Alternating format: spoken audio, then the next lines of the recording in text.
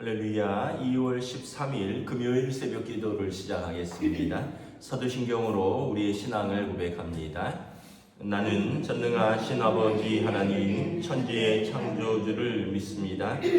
나는 그의 유일하신 아들 우리 주 예수 그리스도를 믿습니다.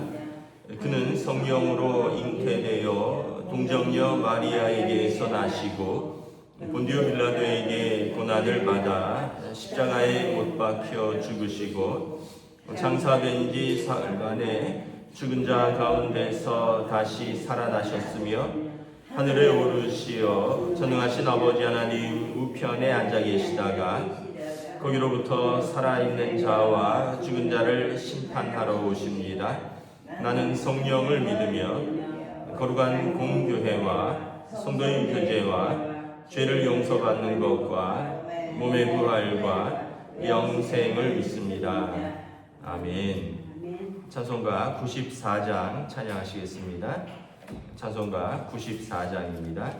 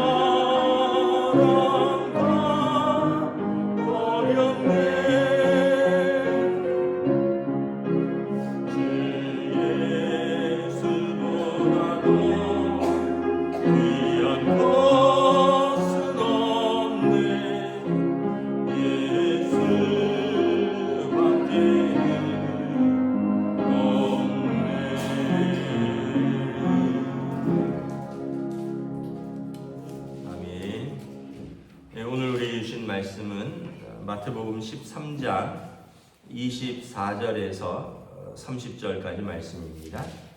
마태복음 13장 24절에서 30절까지 말씀입니다. 다 찾으신 줄 알고 저 여러분들이 한 절씩 교도하도록 하겠습니다.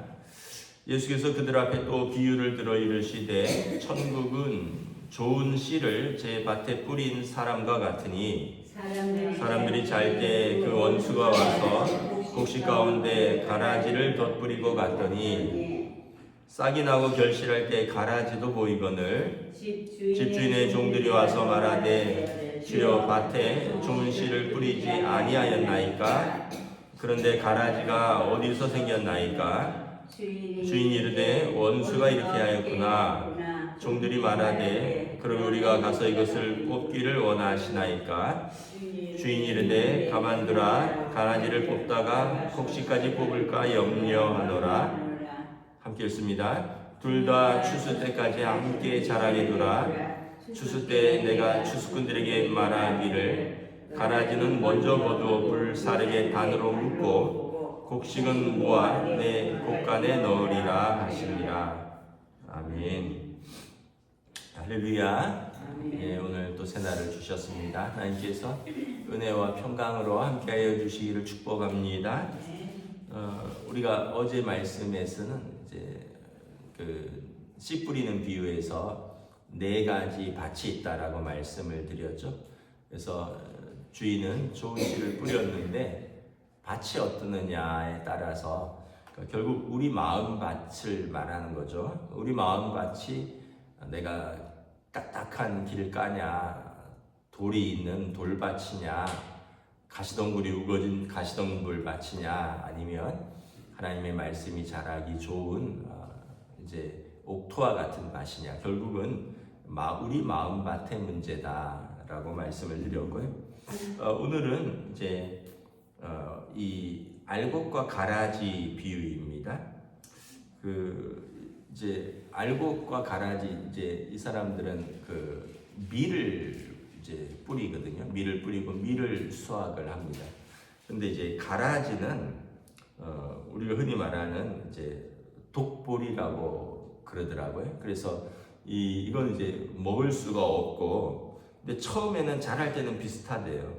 이게 올라오는 것이 비슷하고, 근데 이제 점점 나달의 굵기가 이 밀이삭은 한 30개에서 50개까지 촘촘히 달리는데, 독보리 이삭은 엉성하게 이제 연근다는 거죠.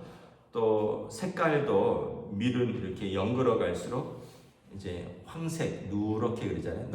넓은 들에 익은 곡식 누렇게 익어가는데, 독보리는 이제 검게 익어간대요.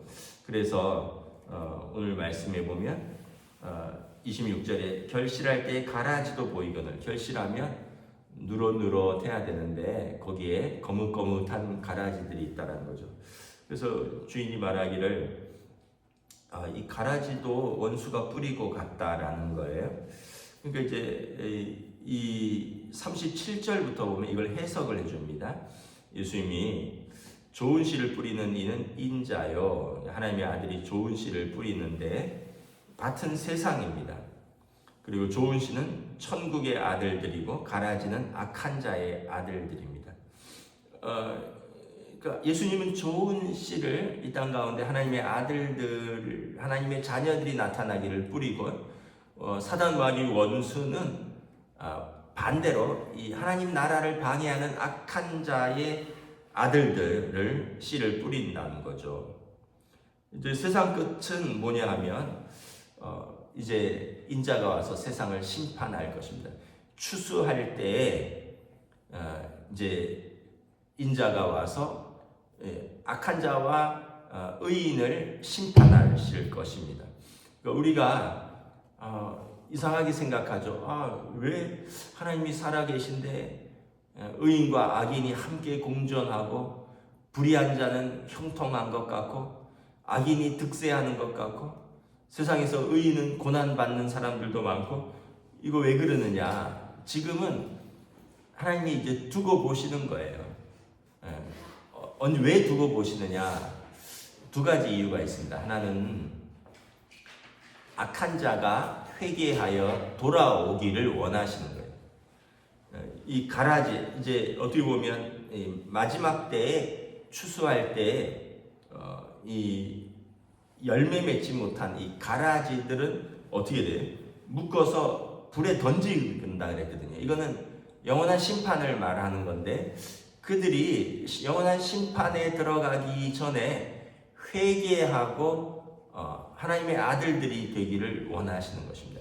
이게 여러분 예수님이 더디 오시고 또 지금 이 세상에 악한 자들과 의인이 이렇게 공존하는 이유입니다. 그래서 우리는 이 땅에 막 악한 자들을 빨리 쓸어버리고 뭐 의인만 이거는 하나님의 뜻이 아니에요. 지금은 하나님은 기다리시는 것입니다. 두 번째는 뭐냐 하면 우리가 좋은 이삭이 되어야 된다는 거예요. 우리가 좋은 씨를 뿌린 곡식이 되어야 된다는 거예요. 왜냐하면 이거는 원수가 우리에게 틈을 타고 든다라는 거예요. 이단으로 넘어가신 분들 중에 원래 신앙생활 잘하는 분들 많았어요. 원래는 뭐 교회도 다니고 새벽기도도 다니고 뭐 봉사도 하다가 그러다가 이제 여러 가지 이유로 뭐 어떤 성경 공부를 하자는 꼬임에 넘어갔다든지 아니면은 기존 교회에 시험이 들었다든지 아니면 어떤 내가 믿었던 성도한테 배신을 당했다든지 이런 여러 가지 이유들로 해서 이제 이단으로 넘어간 사람들도 있는 거예요. 그러니까 중요한 건 내가 좋은 씨 알곡이 되어서 끝까지 남아 있는 것이 중요한 것입니다. 제가 말씀드렸잖아요. 우리 교회 저쪽에 이단에서 편지가 계속 온다고요. 신천지 원래는 왕십리 교회 야고보 지파에서 맨날 편지가 왔는데, 근데 이제는 예전에는 인쇄를 해서 왔어요. 인쇄된 거를 이렇게 보면 똑같은 내용이 인쇄돼서 오니까 읽지도 않고 제가 버리죠. 근데 어느 날은 손글씨로 예쁘게 누가 글을 쓴 거예요.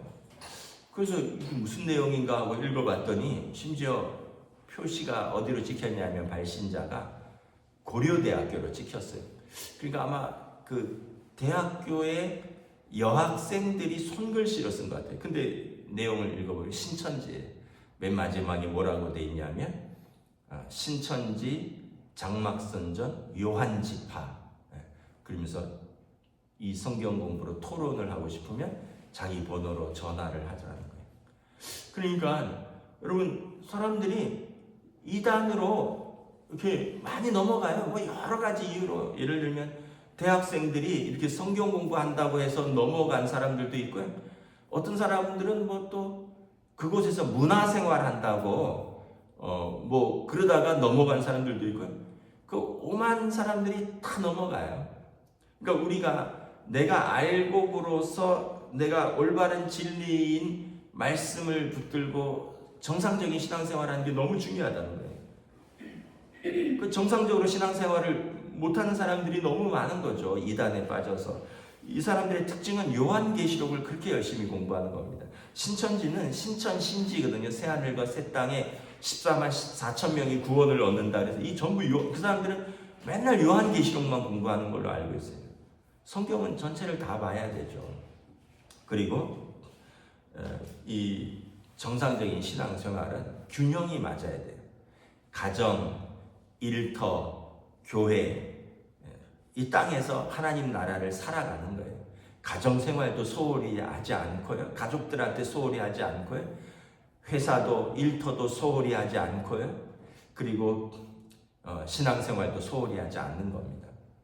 근데 신앙이 없으면 가정과 회사에는 일터에는 열심히 할 거예요. 근데 신앙생활은 소홀히 할 거예요. 왜냐하면 믿음이 없으니까. 반대로 잘못된 믿음은 뭐냐 하면 교회에만 붙어 사는데 가정이나 교회에는 직장은 제대로 소홀히 하는 거예요. 일을 안 해요. 거기 가서 그냥 붙어 사는 사람들이 있어요. 제가 언젠가 어떤 강연을 봤는데 이 엄마 때문에 어떤 상담이 들어오고요. 부인 때문에. 뭐냐 했더니 부인이 집안일을 안 한대요. 일주일에 5일은 교회 가서 청소를 하는데 집에서는 아무것도 안 한대요. 그러니까 이게 이제 그 이혼 상담 뭐 이런 걸로 나온 거예요.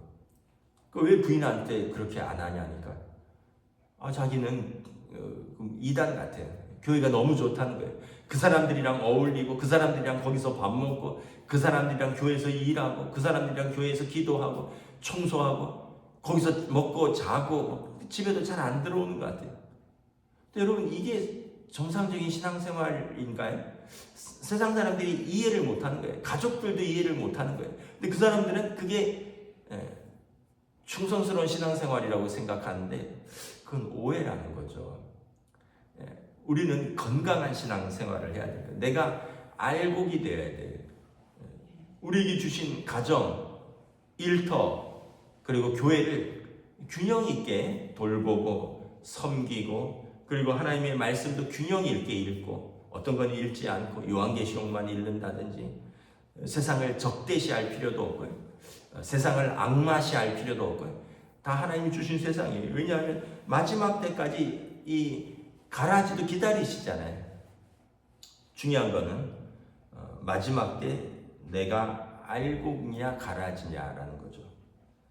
그래서 우리는 우리의 사도 바울이 두려움과 떨림으로 내 구원을 이루어가라 이렇게 말하잖아요. 이미 선자는 넘어질까 조심하라 그랬잖아요.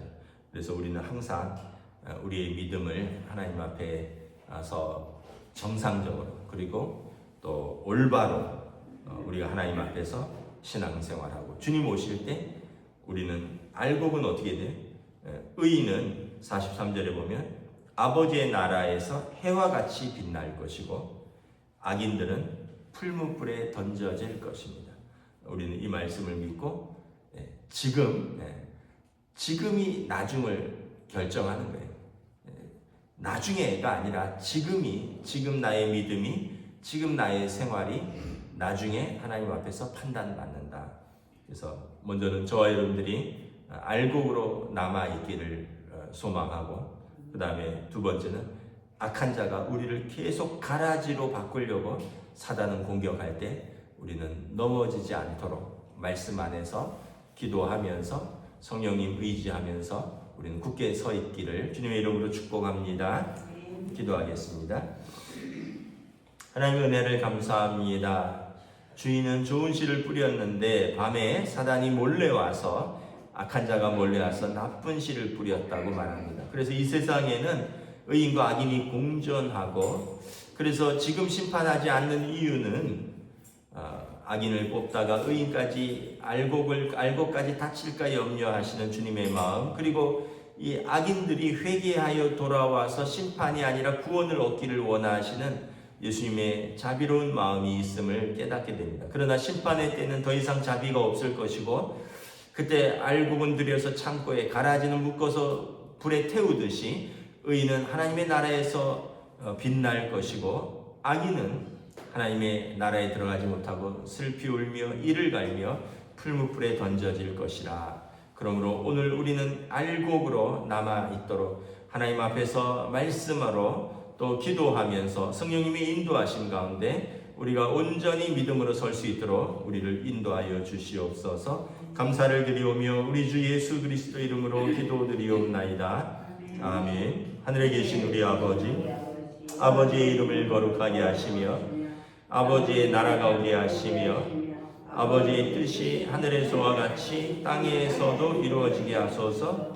오늘 우리에게 일용할 양식을 주시고 우리가 우리에게 잘못한 사람을 용서하여 준 것 같이 우리 죄를 용서하여 주시고 우리를 시험에 빠지지 않게 하시고 악에서 구하소서.